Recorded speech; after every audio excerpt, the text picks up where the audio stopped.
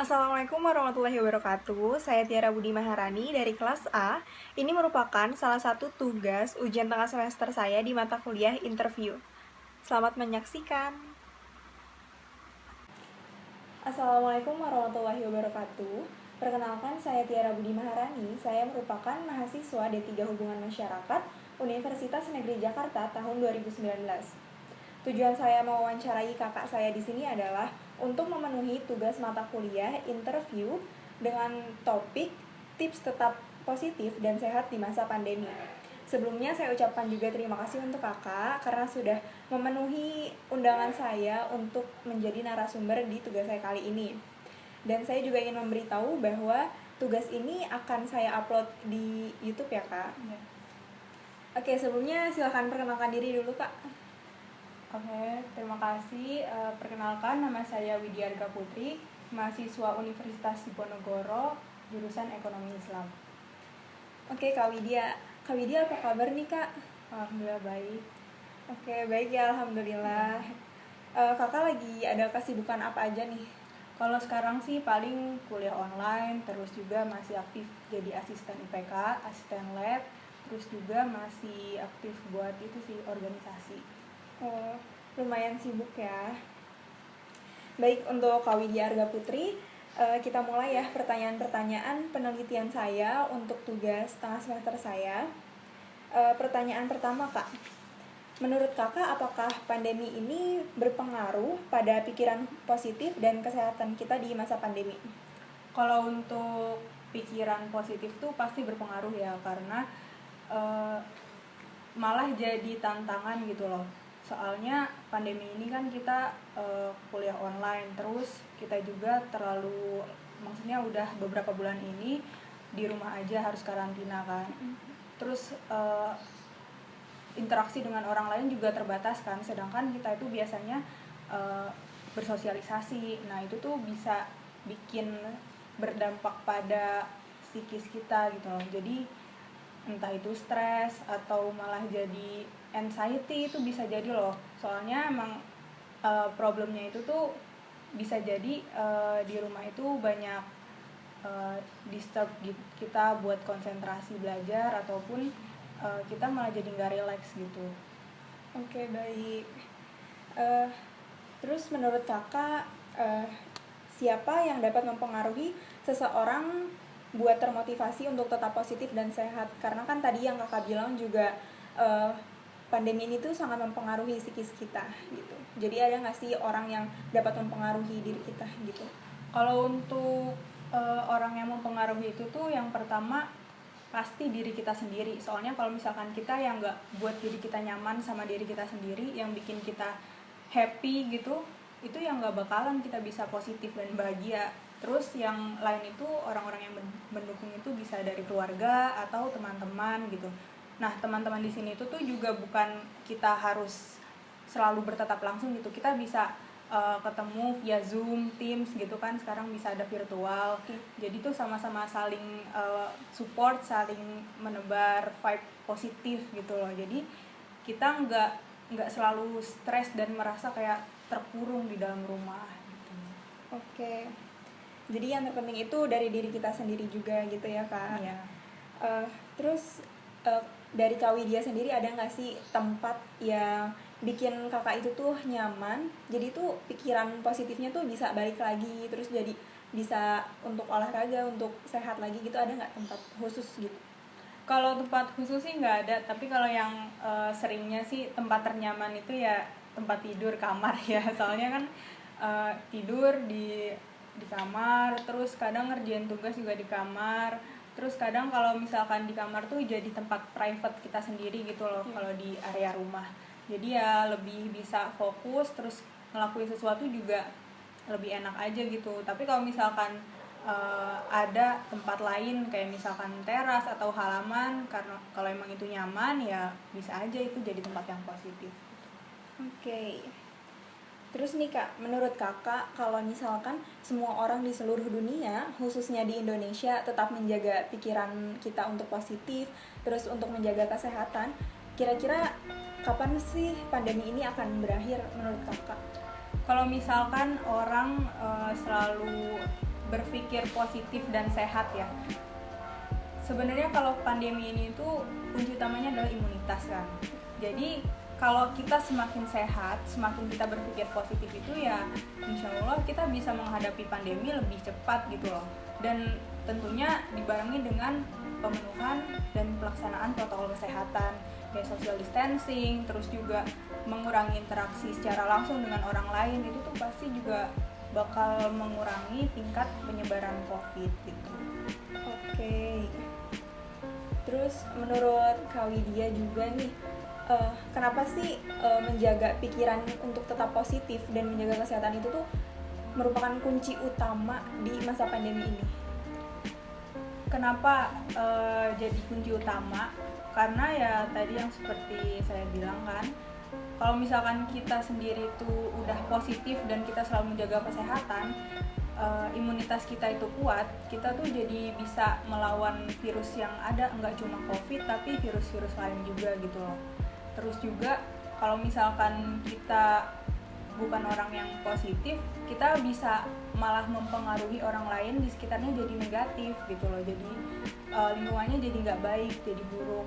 Terus juga malah jadi berpotensi kita yang membawa penyakit, membawa penularan COVID gitu. Oke Kak, kan Kakak sebagai mahasiswa juga merasakan kan ya, kita tuh kadang ngerasa jenuh sama tugas-tugas yang banyak di kala pandemi ini. Nah, karena kejenuhan itu kan dapat mempengaruhi pikiran kita kan. Nah, dari Kakak sendiri ada nggak sih tips-tips untuk menjaga pikiran kita tetap sehat dan menjaga kesehatan tubuh kita, itu tuh ada nggak sih tips dari Kakak? Kalau untuk tips tetap positif dan sehat itu tuh yang paling penting kita tuh jangan selalu membawa suatu kegiatan itu tuh jadi stres gitu. Kita juga butuh istirahat, waktu luang buat ngelakuin apa yang kita suka. Misal suka melukis ya kita melukis, kita suka buat TikTok ya nggak apa-apa, asal ada batasan waktunya gitu. Asalkan kita kan punya punya bisa entertain diri kita ke hal-hal yang menarik gitu loh. Terus juga kalau untuk sehat sih kita bisa jalan pagi terus atau berjemur di pagi hari, atau di rumah pun kita bisa ngikutin senam-senam workout yang dari YouTube gitu kan bisa kayak gitu. Oke. Wah, bagus banget ya jawaban dari Kak Widya ini. Oke. Terima kasih Kak atas jawabannya. Kesimpulan yang saya dapat yaitu pandemi ini tuh emang dapat mempengaruhi pikiran kita, karena pikiran-pikiran kejenuhan kita tuh di kala pandemi ini karena kurangnya komunikasi dengan teman-teman, kurang bertemu, terus tugas-tugas yang banyak juga itu tuh mempengaruhi psikis kita. Nah, cara-caranya kita tuh untuk tetap bisa positif dan untuk menjaga kesehatan juga itu tuh caranya kita meningkatkan imunitas kita dengan cara kita jangan jadikan suatu kegiatan apapun itu tuh menjadi beban. Jadi kita kerjakan saja semua pekerjaan kita, tapi kita juga harus enjoy. Kayak kalau kita ngerasa jenuh, kita bisa melakukan hal-hal yang kita suka kayak melukis, tiktokan, atau hal lain sebagainya seperti itu. Kalau untuk menjaga kesehatan sendiri itu bisa dilakukan dengan berjemur, terus olahraga pagi, jalan kaki, atau olahraga di rumah seperti itu. Oke Kak Widya, terima kasih banyak atas waktunya ya.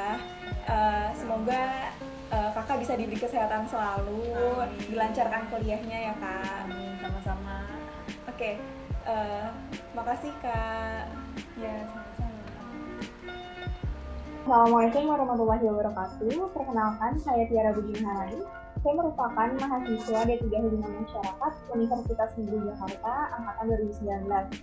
Tujuan saya mewawancarai kakak di sini adalah untuk memenuhi tugas ujian tengah semester saya di mata kuliah interview dengan topik tantangan milenial tetap produktif dengan PJJ. Sebelumnya, saya mengucapkan terima kasih kepada kakak karena telah menerima undangan saya untuk menjadi narasumber di tugas saya kali ini. Dan wawancara ini akan saya record dan videonya akan saya upload di YouTube. Oke, sebelumnya Silakan perkenalkan diri dulu, Pak. Oke, Waalaikumsalam Tiara. Tadi aku mau jawab salam dulu. Perkenalkan, nama aku Dinda Azaria. Aku mahasiswa program studi D3 Hubungan Masyarakat, angkatan 2018. Tuh. Dinda. Apa kabar nih, Kak? Baik, Alhamdulillah. Tiara, apa kabar? Alhamdulillah baik juga, Kak. Kak Dinda lagi ada kesibukan apa aja nih di rumah? Kalau selama di rumah ini sebenarnya kalau di rumahnya aja tuh ya paling kuliah, nugas. Terus kalau misalkan akhir-akhir ini juga karena aku ikut organisasi, jadi ya kesibukannya sambil di hari Sabtu Minggu gitu mau ada proker gitu sih. Oh, gitu. Oke, Kak Dinda Azaria Rowi, kita masuk ke pertanyaan-pertanyaan untuk tugas ujian tengah semester. Boleh? Ya. Boleh? Pertanyaan pertama, sebagai mahasiswa, menurut Kak Dinda, apakah produktivitas menjadi tantangan utama milenial dalam PJJ saat ini, Kak? Oke, kalau menurut aku di situasi lagi PJJ kayak gini, emang cukup penting sih kayak buat milenial sekarang tuh maksudnya biar daripada nggak ngapa-ngapain tuh mending kita melakukan suatu hal yang produktif gitu. Toh kayak dari hal produktif itu kan sebenarnya banyak banget benefit yang bakal kita dapet, kayak misalkan kita juga dapat pengalaman, mungkin kalau misalkan kita membuka all shop kecil-kecilan kan sekarang banyak banget tuh ya, kayak jual makanan, jual apalah, itu kan juga lumayan buat kita jadi kayak belajar gimana sih cara dapat penghasilan sendiri di umur yang masih muda kayak sekarang ini. Jadi kalau menurut aku produktif di masa PJJ ini tuh sebenarnya penting sih. Oke.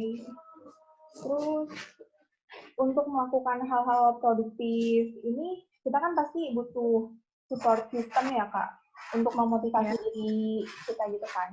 Nah, menurut Kakak selain motivasi itu dari diri kita sendiri, ada nggak sih orang-orang yang bisa ngebantu milenials ini untuk tetap produktif dengan PJJ?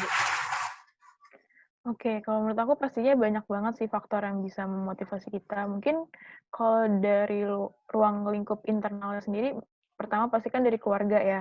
Pasti kan kalau kita melakukan sesuatu tuh, kalau udah didukung keluarga tuh pasti kayaknya enak gitu loh ngejalaninnya. Terus selain itu buat memotivasi kita juga mungkin dari teman-teman, atau mungkin kalau yang punya pasangan ya dari pasangan. Jadi kan maksudnya kalau udah banyak orang yang support kan secara nggak langsung kayak kita jadi lebih pede gitu untuk ngejalaninnya. Itu sih. Terus ya mungkin sama mungkin bisa ngelihat dari orang-orang lain yang udah sukses, dan justru kalau menurut aku ngeliat kayak gitu bukan untuk jadi bikin kita insecure atau gimana, justru harusnya kita ngeliat orang-orang yang udah bisa kayak gitu, jadi kita makin terpacu sih kayak, oh ya nih mereka di umur segini bisa, berarti kayak harusnya tuh saya juga bisa gitu, harusnya kita juga bisa. Itu sih kalau dari eksternalnya. Ini pertanyaan selanjutnya ya, Kak. Menurut Kakak nih, kan kalau misalkan untuk melakukan hal-hal produktif tadi itu, selain adanya motivasi itu, kita kan butuh tempat nyaman ya, Kak, untuk melakukan hal-hal itu. Nah, Kak Dinda sendiri punya nggak sih tempat ternyaman untuk melakukan hal-hal produktif? Kalau untuk melakukan hal-hal produktif, sebenarnya kalau misalkan dilihat dari situasinya yang kayak gini ya, maksudnya masih belum bisa leluasa untuk berpergian atau gimana, ya pastinya satu-satunya tempat yang aman dan nyaman ya di rumah sendiri. Cuman kalau misalkan emang beberapa kali kayak butuh atau urgent banget ya bisa sambil mungkin ke rumah temen, tapi itu pun juga nggak yang kayak maksudnya nggak nongkrong-nongkrong sembarangan gitu sih. Menurut aku sih itu paling ya rumah gitu. Ya karena kita emang terbatasi banget ya di masa pandemi ini ya, Kak. Betul. Oke. Kak Dinda sendiri punya nggak sih waktu terbaik untuk Kakak tuh melakukan hal produktif ini, kayak jam-jam berapa gitu atau Mungkin untuk ngelakuin kegiatan itu sebenarnya pastinya kalau misalnya lagi hari-hari kayak gini kan, maksudnya hari-hari biasa, kita kan juga kuliah ya. Pasti tuh ya, kebetulan aku juga sebenarnya nggak ngapa-ngapain, jadi kegiatan produktifku juga paling cuman keterlibatan di BEM ini untuk sekarang. Jadi ya biasanya untuk jam-jam produktifnya itu sekitar kayak udah mulai jam 3 atau nanti kayak jam 7 malam gitu sih, sambil selesai kelas atau sambil selesai ngerjain tugas. Terus biasanya kalau ada rapat ya rapat, kalau misalkan ada hal apa sama berorganisasi ya di jam-jam segitu sih biasanya. Berarti intinya nunggu kelasnya selesai dulu terus tinggal fleksibelnya aja gitu ya Kak? Iya sih kalau dari aku gitu. Atau enggak mungkin ya weekend kalau misalkan juga nggak ada apa-apa ya bisa lah. Selanjutnya, menurut Kak Dinda sendiri, kenapa milenial itu tuh perlu tetap produktif meskipun dengan pembelajaran jarak jauh saat ini, Kak? Oke, kenapa milenial tuh harus produktif di masa sekarang tuh sebenarnya karena kayak yang udah aku bilang di awal, kalau kita produktif tuh benefitnya tuh banyak banget. Selain kayak daripada kita juga nggak ngapa-ngapain atau buang-buang waktu lah gitu, jadi kan mendingan kita melakukan sesuatu yang bermanfaat gitu kan. Nah terus selain itu juga kayak kalau menurut aku bisa kita tuh dapet value kita sendiri gitu loh, kayak jadi tuh kita tahu kemampuan kita tuh apa, dan ibaratnya itu kayak tabungan kita untuk di masa kedepannya nanti sebelum terjun ke dunia kerja yang beneran gitu loh. Jadi kan kalau dari sekarang udah dicicil-cicil atau kita punya kebiasaan apa, kan siapa tahu kita juga jadi tahu passion kita tuh apa, kita minat bakatnya tuh di mana, kayak gitu sih. Pertanyaan terakhir nih Kak, bagaimana cara milenial untuk menghadapi tantangan produktivitas dengan PJJ ini? Bagaimana caranya? Kalau menurut aku sih lebih ke ya mungkin kita juga harus banyak cari-cari inovasi baru, kayak misalkan kita ngelihat nih kalau untuk mungkin kalau pemasaran atau segi marketingnya kita juga harus tahu nih kira-kira yang lagi booming atau banyak diminatin orang tuh apa sih, kayak kita pinter-pinter nyari celahnya gitu sih. Terus ya itu benar-benar harus kreatif lah gitu ya, gimana caranya menumbuhin inovasi baru gitu di masa PJJ kayak gini, jadi kita tetap produktif atau bisa seenggaknya waktu kita bermanfaat gitu, nggak kebuang gitu aja. Oke. Berarti kesimpulan yang saya dapat dari wawancara sama Kak Dinda kali ini, sebagai mahasiswa emang produktivitas itu menjadi tantangan utama buat kita. Kenapa? Karena produktivitas ini juga punya banyak benefit dari kita, terus banyak value yang didapat kayak misalkan kita tuh jadi tahu passion kita apa, terus jadi kita tuh nabung gitu ya, nabung kebiasaan baik di masa kerja yang akan datang. Terus caranya untuk menghadapi produktivitas di masa pandemi itu ya kita harus cari inovasi, harus kreatif, jadi kita harus bisa sepintar mungkin mencari celah-celah seperti itu. Oke, terima kasih Kak Dinda atas waktunya. Semoga kita diberi kesehatan selalu. Amin. Semangat kuliahnya untuk Kak Dinda ya. Semangat juga Tiara untuk ngerjain tugas-tugasnya, semangat UTS-nya. Ya. Oke, makasih Kak Dinda. Tiara. Assalamualaikum warahmatullahi wabarakatuh. Waalaikumsalam.